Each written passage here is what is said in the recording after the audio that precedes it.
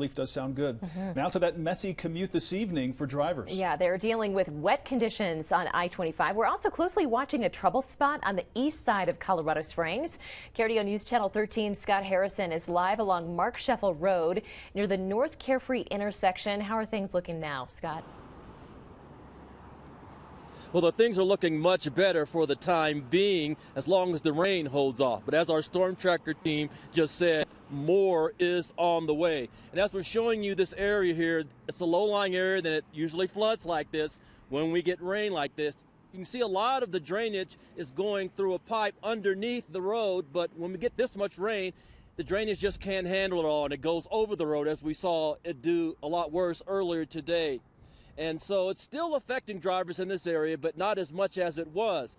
And at least the road is open, which isn't the case for another busy road just a few miles northwest of here.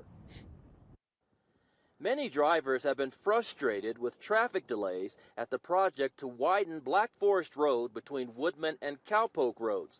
But today's flooding only raised the tension level.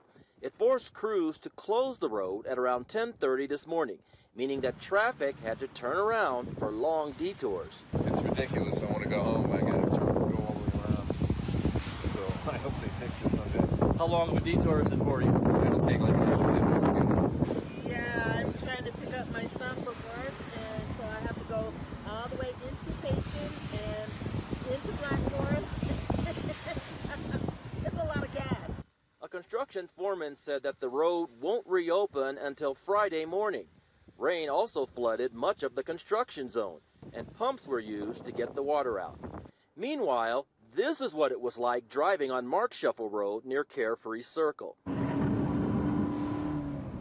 Imagine trying to keep your visibility and focus with water splashing on you and in heavy two-way traffic.